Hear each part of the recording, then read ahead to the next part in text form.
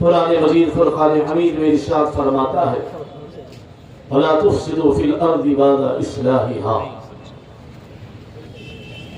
ایک اور جگہ پر رب العزت نے ارشاد فرمایا وَالْفِتْنَةُ أَشَدُّ مِنَ الْقَتْلِ۔ سامعین اکرام،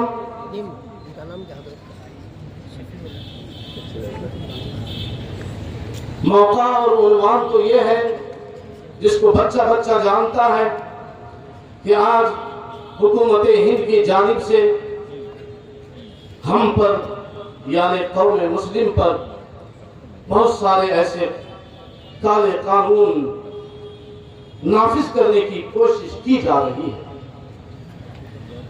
جسے مسلمان بہت سارے ایسے قوانین تھے جس کو مسلمان مجبوراً یا مجبوری کا گھونٹ سمجھ کر پی گئے، مگر جب اس حکومت نے شریعت مصطفیٰ پر حملہ کیا، شریعت مصطفیٰ کے اندر مداخلت کی کوشش کی،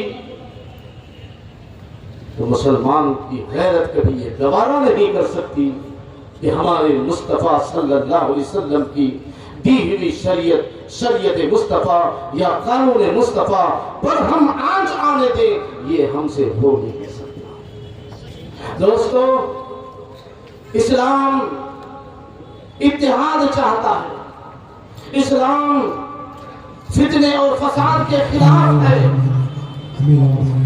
مسلمان اسی کو کہا جاتا ہے جو اتحاد و اتفاق کو لے کر کے چلے، اتحاد و اتفاق کا پیغام جو سنائے، اس قوم کا نام اسلام ہے، اس قوم کا نام مسلمان ہے، اس مذہب کا نام اسلام ہے۔ اسلام کے معنی ہی سلامتی والا دین، اسلام کے معنی ہی سلامتی والا دین ہے۔ میرے محترم دوستو، میں آئیے ایک بات آپ کو سمجھاؤں، ہم لوگ امن کیسے قائم کریں، ہم لوگ اتحاد کیسے قائم کریں۔ ہم اپنے دیش سے بھی محبت کرتے ہیں، ہم اپنے مذہب سے بھی محبت کرتے ہیں، ہم اپنے دیش سے بھی پیار کرتے ہیں، ہم اپنے اسلام سے بھی پیار کرتے ہیں۔ ایسا نہیں کہ ہم جو ہے اسلام کے خلاف ہو جائیں، اور ایسا بھی نہیں کہ ہم اپنے دیش کے خلاف ہو جائیں۔ اسلام وہ وہی اسلام ہے جو سجدے اور نماز کا حکم دیتا ہے، عبادت و ریاضت کا حکم دیتا ہے، حج و زکات کا حکم دیتا ہے۔ وہی اسلام یہ حکم دیتا ہے کہ تم اپنے وطن سے محبت کرو۔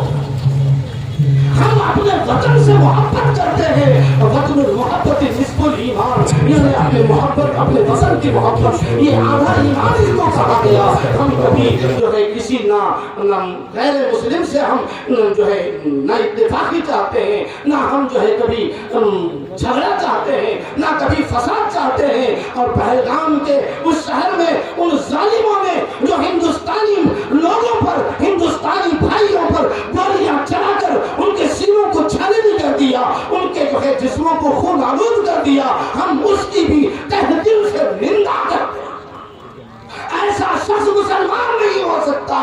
فرمایا میرے مصطفیٰ صلی اللہ علیہ وسلم نے کہ تم میں سے سب سے بہترین وہ ہے جو جس سے تمہارا پڑوسی محفوظ رہ جائے، اس کی زبان سے اور اس کے ہاتھ سے جس کا پڑوسی محفوظ ہو وہ سب سے بہتر مسلمان۔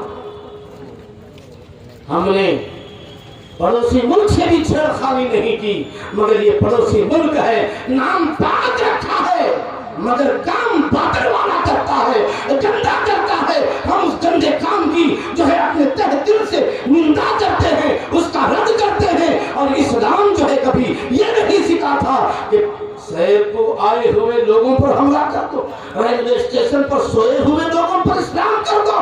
یہ جہاد نہیں، یہ جہاد کا مذاق اڑا رہے ہو۔ اور یاد رکھنا، یہ جو ہے اس طریقے سے لوگوں کو مارنے والے، اس طریقے سے لوگوں کو ستانے والے، ان کا کوئی مذہب نہیں ہوتا، ان کا کوئی مذہب نہیں ہوتا۔ گاندھی کو مارنے والا بھی کوئی مسلمان نہیں تھا، اس کا بھی وہ بھی جو ہے بد مذہب تھا، مگر جو ہے لوگ آج مسلمان کو جو ہے کیا کہتے ہیں آتنکوادیوں سے جوڑ رہے ہیں۔ نہیں میرے محترم دوستو، یاد رکھنا،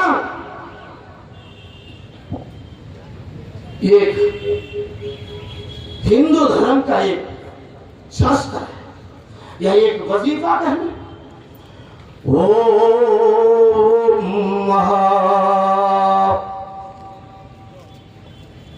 کیا مانا ہے؟ اوم کے معنی شانتی،